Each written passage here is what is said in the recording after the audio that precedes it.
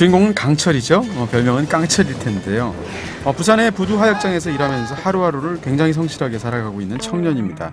이 강철이에게는 성치 않은 몸으로 동네를 돌아다니면서 사고를 치고 다니는 엄마가 있는데요. 근데 이런 고달픈 생활에도 강철이는 아픈 엄마를 성심성의껏 돌보면서 짜증 한 번 내지 않는 정말 건실한 청년인 거죠. 니 잘해라.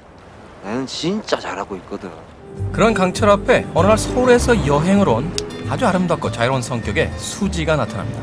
너 나한테 관심 있니? 있다. 강철은 잠시나마 기쁨을 찾고요. 처음으로 세상 밖으로 나갈 꿈도 꾸기 시작하는데요. 또 먹고 치킨도 먹는데. 하지만 엄마 순희 씨의 병세가 갑자기 악화되고 유일한 친구 종수는 사기를 당해서 돈 마련이 시급한 강철까지 위험에 빠뜨리게 됩니다. 온 김에 신체 포기각서나 하나 쓸래요, 고객님? 사랑하는 가족을 지키기 위한 깡철이의 투쟁과 세상의 불운, 과연 주인공 깡철은 어떠한 운명과 마주하게 될까요? 잘한다고! 영화 깡철입니다.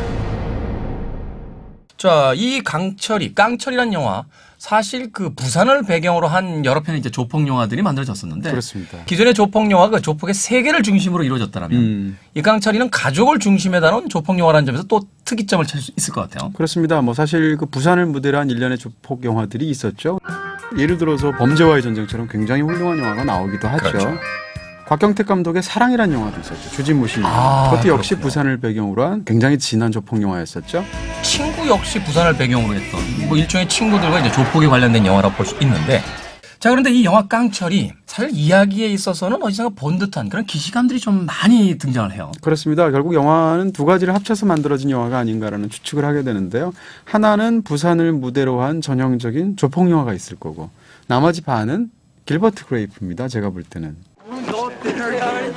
조니 뎁 주연하고 레오나르도 디카프리오가 나왔었죠. 예를 들어서 이제 이 깡철이에서 시작되는 장면을 보시게 되면 어머니가 약간 정신이 온전치 못하잖아요. 그러다 보니까 그 높은 곳으로 올라가게 되죠. 그래서 그 목욕탕 위에 굴뚝을 이렇게 위로 올라가게 되는데, 그 장면은 사실상 길버트 그레이프에 나오는 역시 정신이 온전치 않은 레오나르도 디카프리오가 가스탱크 위로 올라가거든요. 그 장면하고 거의 유사해요.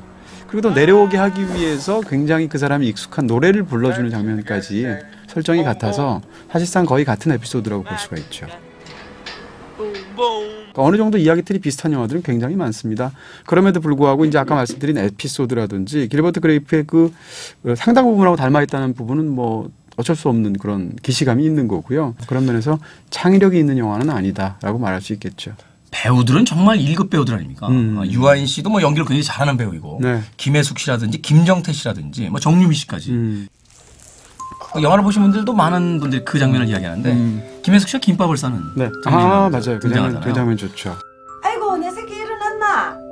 그럼 아들이 딱 일어나서 그 엄마가 김밥을 사랑스럽게 싸줘가지고 입안에 넣어줄 때, 그럴 때 영화에선 그 장면은 꿈 장면이거든요. 일반적으로. 유아인 씨가 연기하는 깡철이조차도 이게 과연 꿈인지 글쎄 현실인지에 말입니다. 대한 어떤 혼란스러움이 표정이 네. 보이잖아요. 그 영화는 꿈이 아니고 실제 장면이에요. 그러다 마지막 순간에 이제 눈물을 흘리는 장면에서 가슴이 찡하기도 하고. 저는 또 그 종수랑 같이 나오는 장면이 좋더라고요. 고마. 니하고 나하고 다이다이 하면 깰까? 친구랑 같이 이렇게 두 사람이 있을 때 서로 다른 길을 가지만 기본적으로 상대에 대한 굉장히 진한 우정이 있는데, 그 상대 연기를 맡은 이시연 씨도 연기가 좋았어요.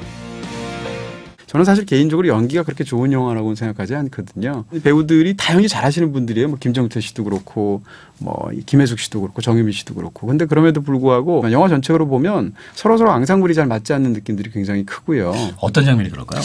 구체적으로 가면 이제 배우 얘기를 해야 되는데. 네. 깡패 치고 여자 아이는 없다.